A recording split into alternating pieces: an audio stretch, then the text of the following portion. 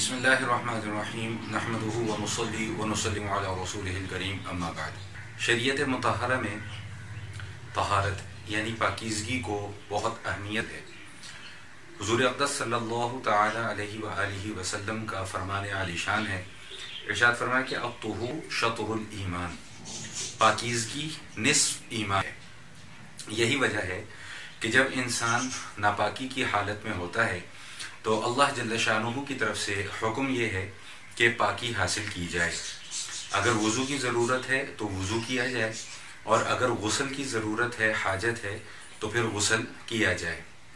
कुरान करीम में रब्बे कायनात इरशाद फरमाते हैं, व इन कुंतुम जुनुबन फत्तहरू, अगर तुम हालत जनाबत में हो यानी ऐसी नापाकी की हालत में हो जो बड़ी नापाकी कहलाती है, तो फिर उससे पाक होने के लिए फत्तहरू, खूब पाकी हासिल करो, बहुत ज़्यादा पाकी हासिल करो। और ये बहुत ज़्यादा पाकी हासिल करने की तफसीर नबी मुकर्रम सल्लल्लाहु तआला अलैहि वसल्लम ने गुस्ल के ज़रिए से बयान फरमाई है।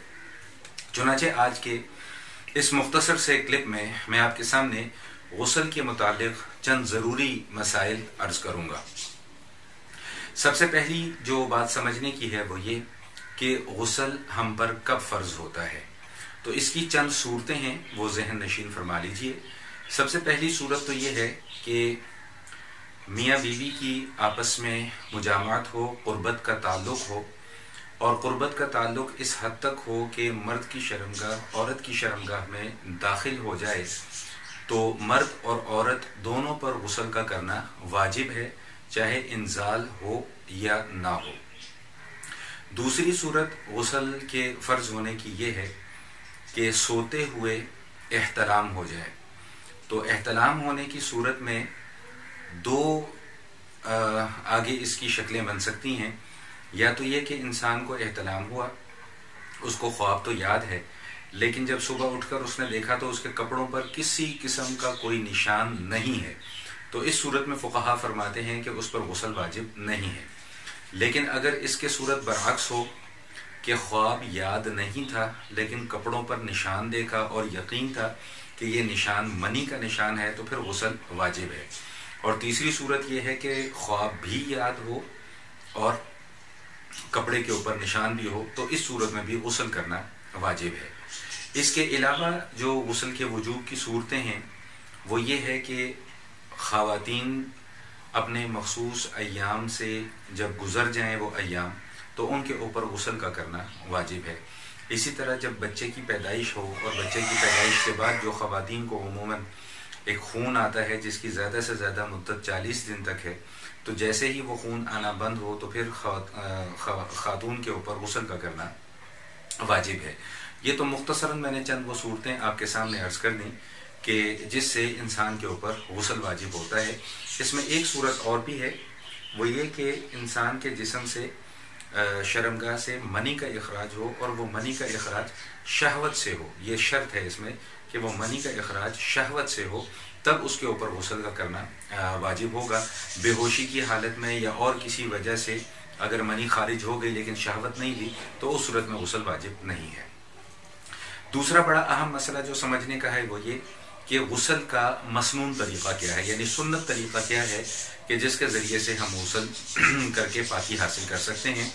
तो किताबों में फ़ुक़हा कराम ने अहादीस की रोशनी में इन तमाम मसाइल को यकजा किया है, जिसका खुलासा मैं आपके सामने अर्ज़ कर दूँ कि सबसे पहले जो जिस्म पर जिस हिस्से में नजासत लगी हो उस हिस्से को धोना है, और उसके बाद जिस तरह हम वज़ू करते हैं उस तरह वज़ू करना है, और वज़ू करने के बाद फिर जिस्म पर 3 मरतबा पानी बहाना है, और पानी इस अंदाज में बहाना है कि जिस्म का कोई हिस्सा भी खुश्क न रह जाए।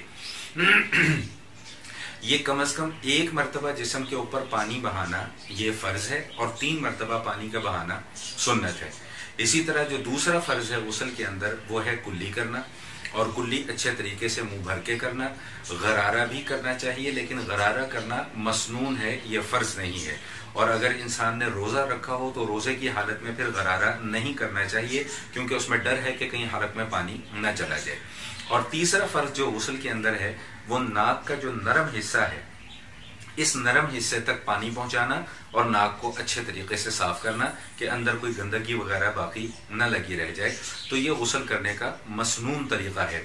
اگر کسی نے وضو نہیں کیا اور جسم پر اچھے طریقے سے پانی بہا لیا اور کلی کر لی اور ناک میں پانی ڈال لیا تو بھی اس کا غسل ادا ہو جائے گا. وضو کرنا جیسا کہ میں نے عرض کیا یہ ایک سنت طریقہ ہے. اگر کوئی صرف پانی بہا لیتا ہے اور وضو نہیں کرتا تو اس کا غسل بھی ہو گیا اور اب اسے وضو کرنے کی بھی کوئی حاجت نہیں ہے.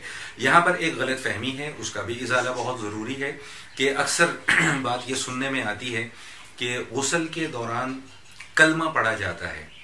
تو یاد رکھیے گا کہ یہ غسل کے دوران کلمہ پڑھنا نہ ہی کوئی شریعت کا حکم ہے اور نہ ہی کوئی شریعت کی طرف سے اس طرح کی پابندی ہے.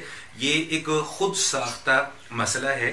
بلکہ اگر یوں کہا جائے کہ واش روم کے اندر یا باتھ روم کے اندر دوران غسل کلمہ پڑھنا یہ کلمے کی گویا کہ ایک طرح سے بے ادبی ہے.